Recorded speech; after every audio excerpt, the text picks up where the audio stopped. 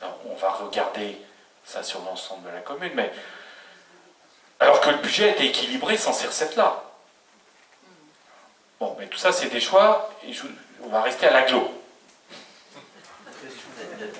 C'est Pringy qui me fait déraper. Non, ça fait partie de la chose. Ça peut faire partie. Bien sûr. Alors, je vous invite simplement à regarder les lois qui sont parues sur les communes nouvelles et qui sont poussées effectivement par l'État, avec effectivement un petit peu de carotte pendant 3 ans. Une question qui est liée au scolaire et précisément au collège.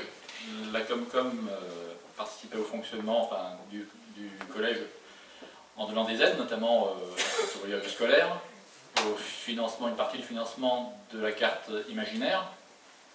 Demain, l'agglo, comment ils prennent le relais, sachant entre parenthèses déjà que cette année, la Comcom n'a pas fait la pub du tout du financement de la carte imaginaire. Imaginaire va devenir imaginaire. L'agglomération meulonnaise n'a absolument pas, et je le sais, l'intention de rentrer dans l'accompagnement des projets pédagogiques des collèges. Voilà. Ça on le sait, c'est une position très très claire. Je le sais parce qu'on siégeait sur les collèges de Damary, et quand à chaque fois le conseil d'administration se tournait vers l'agglo pour avoir un petit peu de moyens, la réponse n'était pas la même que sur Sénécole. On estimait qu'accompagner financièrement le président, les présidents d'ailleurs, et puis l'ensemble de l'unanimité, accompagner les projets des enseignants, que les enfants puissent sortir, faire plus de sorties, etc., était une priorité aujourd'hui sur notre territoire. Là, je suis même pas sûr que ça soit dans les discussions. C'est casse-poubelle.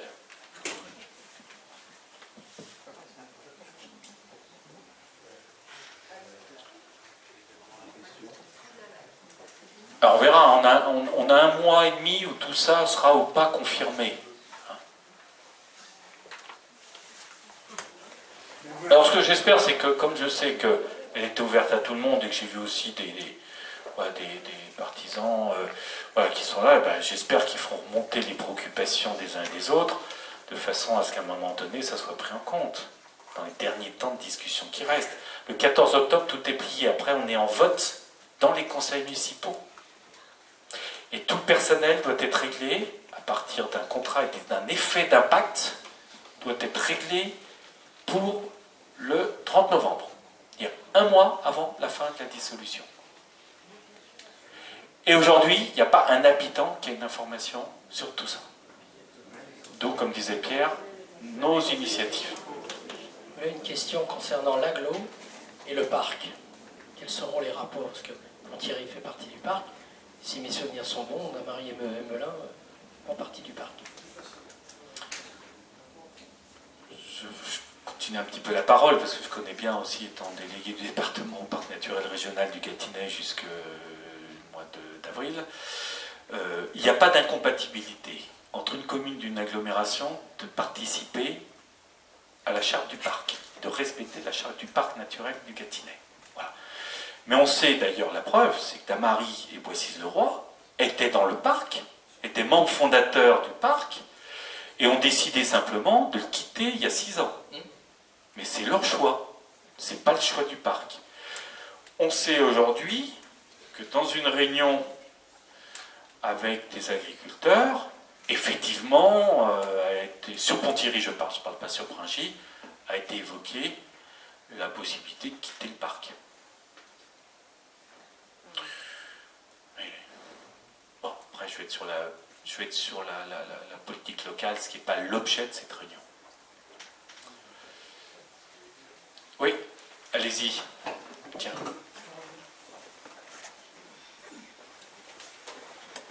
Peut-être vous présenter.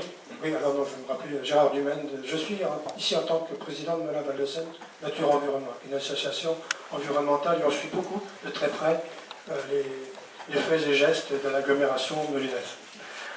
Pour les gens de Tilly, c'est quelqu'un d'important. Par exemple, d'accord. Je vais juste apporter quelques précisions. Le sport, la communauté intervient qu'au niveau national. C'est-à-dire s'il y a des représentants nationaux, la communauté apporte des subventions, d'où la patinoire et quelques autres associations sportives au niveau de Melun qui ont des gens au niveau national. Alors, concernant les entreprises, vous avez quand même là peut-être intérêt à vous rapprocher d'une association qui est financée par la communauté d'agglomération, qui est Melun Val de Seine. Alors, entreprise, je ne sais trop où, elle est située rue de la Fosse aux Anglais, à Damary-Lélis. Et donc là, elle apporte des aides aux entreprises. Enfin, ça fonctionne apparemment, je dirais pas trop mal, vu qu'on en a, mais sous toute réserve, parce qu'on n'a pas beaucoup de vision sur cette association. Alors, au niveau de l'eau, il n'y a pas la compétence au niveau de la communauté. Mais par contre, il y a un changement de loi qui intervient prochainement. Les communautés, les petits PPCI, doivent reprendre la gestion de l'eau, la compétence eau. On a pour l'instant que la compétence assainissement. Et là, je pense qu'il y aura nécessairement une reprise par la communauté d'agglomération. Voilà. Je crois que c'est dans les compétences obligatoires prévues par la loi, de même que les déchets. Ça devient des compétences obligatoires. Assainissement, déchets, oui. Voilà. Mais oui, l'eau va devenir une compétence obligatoire, c'est exact. Ouais. Dans les 2 ans. Tout à fait. Et alors, dernier point, je voulais la redistribution, par contre, des PRC, enfin, de la CFE. Alors là, il faut reconnaître que vous aurez à regarder ça de très près, parce que c'est une vieille histoire au niveau de la communauté qui part de très très loin.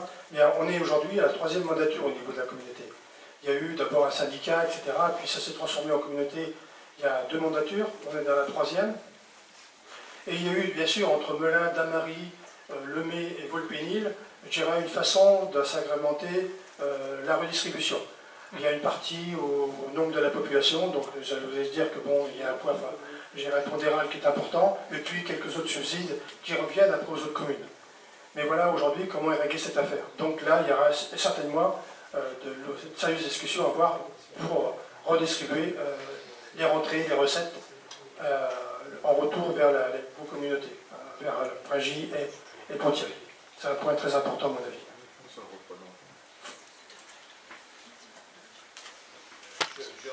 Allez-y. Sur le problème qui concerne, puisque tu l'as évoqué pas mal de fois, l'urbanisation de Tilly.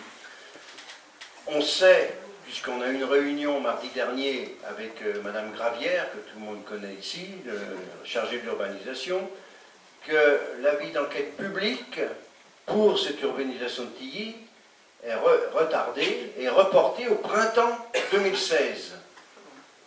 Bon, est-ce que là, derrière ça, il n'y a pas quelque chose qui fait que, finalement, la communauté de communes reprendrait le pouvoir là-dessus?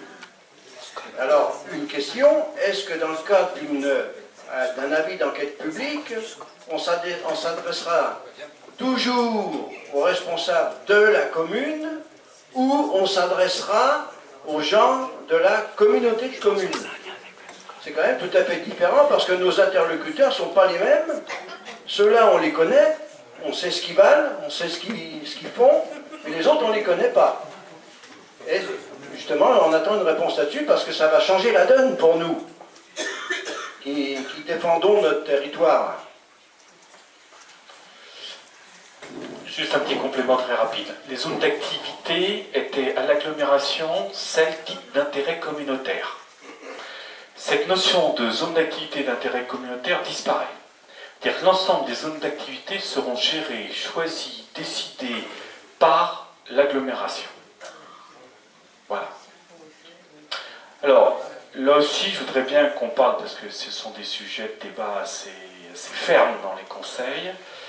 Le SDRIV, qui est le schéma, permet de faire des choses, mais n'oblige rien. Le SCOT, qui est en dessous, permet de faire des choses, mais n'oblige rien. Celui qui jusqu'ici décidait de faire ou de ne pas faire en termes d'urbanisation, c'est le maire à travers son PLU. Voilà. Donc quand on vous dit c'est la région qui nous impose, parce que non, la région avec le SDRIV dit simplement, là vous avez possibilité, l'urbanisation de tout ce secteur n'est pas nouveau. La possibilité d'urbanisation de toute l'entrée. En 93, 95, l'équipe municipale de l'époque, il y en a qui savent très bien de quoi je veux parler dans la salle, avait comme projet, c'était un sujet de débat, un sujet de discussion et d'échange pour les élections de 95, de déplacer le centre-ville sur un centre géométrique qui est celui aujourd'hui qui est repris globalement à travers l'urbanisation de Tilly, l'urbanisation de la plaine de Fernambule, des espaces Truffaut, et puis de la nouvelle mairie. Voilà. Sachant qu'une mairie, ça ne se met pas en entrée de ville, ça se met au cœur d'une ville. Voilà. Donc ça veut dire que si on déplace, ça veut dire qu'on déplace le cœur. Donc je pense qu'il faut arrêter. Moi je préférerais qu'on vous dise, qu'on nous dise la réalité du projet, qui permet de dire, il y a toujours des avantages et des inconvénients dans un projet, donc ça se discute, mais qu'ensuite, chacun puisse, en toute connaissance de cause, décider du bien fondé des choses. Je ne me souviens pas avoir vu ça non plus comme une priorité aux élections de mars 2014. Là, dans notre affaire à Tilly, il est clair que la municipalité, au travers de Mme Gravière, ils ne peuvent pas et ils ne veulent pas déborder de ce qu'a préconisé le SDRIF. Le SDRIF a fait ces fameuses pastilles, puisqu'ils nous bassinent avec les pastilles, là, qui sont indéfinies au niveau de la zone, et ils ne veulent pas démordre que c'est le SDRIF qui impose ça. Alors que tu viens de dire que c'est pas tout à fait ça. Ça fait 25 ans que le SDRIF permet l'urbanisation de ce secteur, que le PLU ensuite a bloqué. Voilà. A bloqué. Alors, ce qui veut dire qu'après, à partir du 1er janvier 2016, nos interlocuteurs ne seront plus les mêmes. Non. Alors là, ça va être galère. Peut-être qu'il y a un élément de compréhension du passage. Alors, on sait que l'agglo, pour ses recettes, a besoin de nouvelles zones d'activité. La zone de Pierreries, sur Boissise-le-Roi, en gros, entre Carrefour et le château d'eau de Boissise, qui rejoint Bringy, est une zone aujourd'hui qui est prévue par l'agglo, qui ne décolle pas, parce que les associations d'environnement font ce qu'elles estiment bon à faire. Après, moi je ne suis pas là pour dire c'est bien ou pas bien, mais ils ne décollent pas. Donc ils ont besoin, on sait qu'ils ont besoin de nouveaux espaces pour faire du développement économique. Ce qu'on ne peut pas reprocher. On ne peut pas reprocher de vous là. Nous, on dit simplement, en fonction des négociations qui sont, on ne peut pas être le réceptacle, je reprends ce terme-là, de toutes les volontés de l'agglo, sous prétexte que derrière, on va bien soigner les élus qui siégeront. Voilà.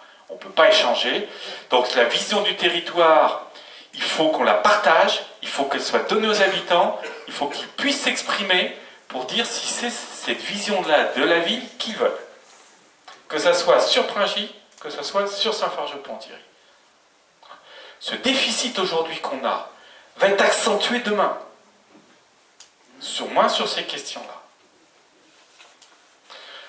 Alors, je ne vais plus laisser parler les gens de Tilly, parce que sinon, on va transformer, pour genre qui voulait une réunion purement Saint-Farge-Ponthierry, là on va faire une réunion purement Tilly en plus. Donc, voilà, il est 10h-5. Ce que je vous propose, c'est les une ou deux dernières questions. Après, je ferai une petite conclusion. Moi, mes collègues, bien sûr, s'ils veulent compléter les choses. Est-ce que vous avez encore une ou deux questions? Oui, une question. Concernant le PLU, les plans d'urbanisme, PLU, etc., ça change de nom à chaque fois, donc je me peux... Avant, c'était le POS. Maintenant, c'est les plus. Jusqu'à présent, c'était les maires qui décidaient si ça pouvait se faire ou pas. Est-ce que la communauté de communes va pouvoir décider de donner... Enfin, c'est eux, ils vont chapeauter ça, ou ça va se passer comme avant? S'il est plus... Attendez, ou est-ce que le préfet va venir chapeauter ça comme ça vient de se passer à Pringy, avec l'ordre brisé, où l'enquête d'utilité publique démarre cette semaine, parce que le préfet les a sommés de commencer les travaux donc, le plus tôt possible, donc ça va commencer en principe en avril. 392 logements vont être entamés sur la plaine de la zone industrielle. Sachant que le préfet a gelé des terrains également, il y en a 700 qui sont faits sur la cloche. La cloche est à gauche de la Nationale 7 en montant la côte. Et c'est le préfet qui a décidé. Enfin, c'est le préfet, parce que moi j'ai eu les représentants, je fais partie de la commission du PLU. Et les représentants du préfet sont là à toutes les réunions. Ils notent tout, ils font les rapports, c'est oui ça se fait, non ça se fait pas. Ils font la plus beau. Ah, il y a deux On choses. a bien voulu, Il y a- je ne sais pas qui a voulu, mais Il y a deux il choses. paraît que, d'après ce que le préfet a dit, ça fait 10 ans que ça dure, que les projets sont reportés, et lui, il a décidé de les prendre en main, et maintenant ça se fera comme il a décidé. Un projet, je peux vous dire, à 167 logements, et qui a été refusé par le conseil municipal sous la pression du maire au dernier élection. Et ça va Et si on l'avait fait, on n'en serait pas où on en est aujourd'hui. Ah ben oui, tout à fait. Tout à fait. Juste simplement, il y a deux choses dans votre question, si je peux me permettre.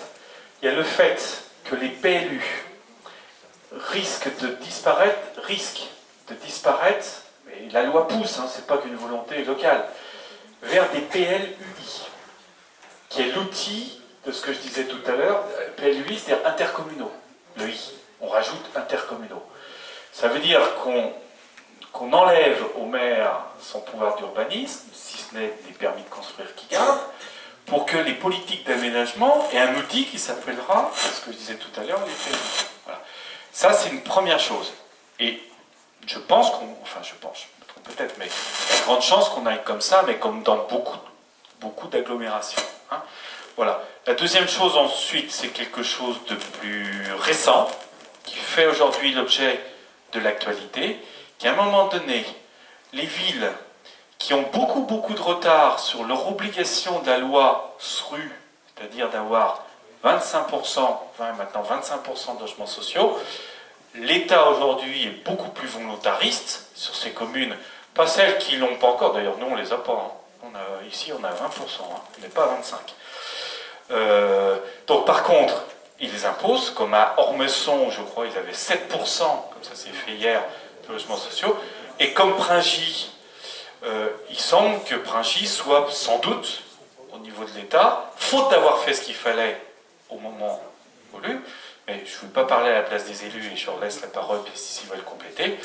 Donc là, c'est quelque chose de nouveau. C'est effectivement une volonté de l'État, dans ce contexte un peu de déficit de logement et autres, de pouvoir faire en sorte que les communes respectent la loi. Et par rapport à la loi ALUR, est-ce que le calcul va être fait par rapport à l'agglo ou par rapport aux communes? Normalement, le calcul devrait être fait au niveau de l'agglomération. Avec des répercussions, bien sûr, dans chaque commune. Donc là, c'est le poids politique de chaque territoire qui fera effectivement que les choses se feront dans leur intérêt ou pas, du territoire, je parle. Hein. Avec toute la question de ce qu'on renvoie tout à l'heure sur un territoire fort, c'est un territoire bien représenté, donc représentatif. Il me semble que c'est comme ça. Jean-Claude, vous voulez rajouter quelque chose sur ce point en tant qu'ancien élu, responsable de l'urbanisme? Vous vouliez pas qu'on le dise? C'est fait. Enfin, jusque-là, en tous les cas. Jusqu'en 2014. Une dernière question, puis après on va vous libérer.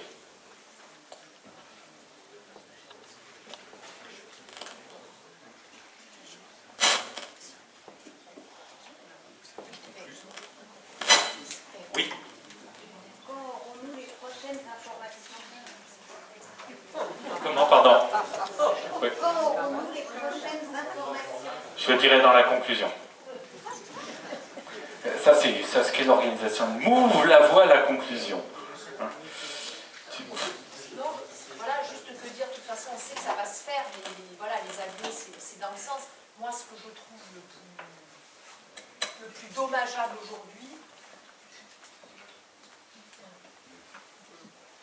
je trouve le plus dommageable aujourd'hui, c'est la manière dont ils regardent parfois vers l'avenir, en oubliant ceux qui vont faire l'avenir, c'est-à-dire quand même souvent notre jeunesse. Où les politiques de jeunesse sont sur l'agglomération, sans doute pas, et je pèse mes mots, à la hauteur de ce qu'on pourrait espérer, parce que si on veut que notre territoire soit dynamique, il faut aussi qu'on ait des jeunes qui soient bien accompagnés sur l'ensemble des problématiques qui se posent, et que malheureusement, c'est pas toujours le cas. Voilà, donc ça c'est un peu ma casquette, je peux pas m'empêcher de penser l'éducation, et je pense que ça c'est un élément vraiment fondamental pour notre avenir territorial et y compris notre avenir économique. Ça c'est sûr. Et puis je crois que tout ce qui est ressorti, je ne sais pas ce que Lionel allait dire dans sa conclusion, moi ce qui m'inquiète le plus, c'est cette façon réellement antidémocratique de fonctionner, de considérer que l'habitant, le citoyen, c'est un objet qui a voté une fois et qui n'a plus droit à la parole sur les choix. Quand bien même, sur le cours d'un mandat, il y a des nouvelles lois qui apparaissent et qui n'existaient peut-être pas au moment où une équipe, mais quelle qu'elle soit, est élue. Ça paraît normal, enfin en tout cas moi ça me paraîtrait normal, d'une manière ou d'une autre, d'aller d'abord expliquer aux habitants, parce que me semble-t-il que le premier outil de l'exercice de la citoyenneté, c'est la connaissance et la compréhension des faits et peut-être des enjeux. Voilà, qu'on aide les gens à réfléchir à ça, et après c'est d'aller retourner vers les gens pour leur demander ce qu'ils en pensent. Après qu'ils prennent les décisions comme ci, comme ça, en pensant que c'est une chose, mais au moins qu'on soit associés. Et cette façon d'écarter la population comme si on est des empêcheurs de tourner en rond, personnellement, je trouve ça inquiétant. Et alors, pour les Prinjassiens qui vivent peut-être pas sur la commune, c'est d'autant plus inquiétant que ça révèle aussi, on le voit nous au quotidien, alors plus sur Saint-Fargeau-Ponthierry, dans la manière de gérer un certain nombre de choses. Et si ça se gère à 4 ou 5 dans un bureau au niveau de l'agglo, à mon avis, il y a des combats à mener et qu'il ne faudra pas lâcher. Conclusion à deux voix, puisqu'effectivement... Non, mais c'est très bien, au contraire. Simplement pour vous dire que nous, on estime que dans le rôle qui nous a été confié par les habitants, même si on n'est plus majoritaire, une de nos priorités, c'est l'information aux habitants. Pour les raisons que vient de dire Véronique, qu'a annoncé Pierre au début, et qui est partagée par l'ensemble des élus minoritaires aujourd'hui. La relation à l'habitant est essentielle. Donc, d'une part, les élus de Saint-Fargeau-Ponthierry ont une permanence tous les samedis matins de 10h30 à midi. On vous tourne chacun notre tour. Donc vous pouvez, si vous avez besoin d'informations sur ce sujet. D'autre part, il y aurait 10 personnes, je ne vous l'aurais pas proposé, on vous propose une réunion publique de nouveau le 6 novembre, on sera à 15 jours de la fin des décisions, on aura tous les éléments, normalement, donc je vais écrire dès demain, il y aura un courrier dans la boîte pour demander la salle, je sais qu'elle est libre le 6 novembre, je vais vérifier avant. Donc, et que, à ce moment-là, soit les décisions sont... Vous aurez des décisions qui sont prises et ça permettra d'en discuter, soit vous ne les aurez pas toutes et nous, on vous donnera le complément. Voilà. Donc, le 6 novembre, important, vous pourrez retenir, le fait d'avoir plus de 100 personnes ce soir montre tout l'intérêt de la population sur ces sujets. Vous avez vu qu'on n'a pas voulu faire une réunion type électoraliste à charge. On a essayé de vous faire partager nos réflexions de façon à ce que vous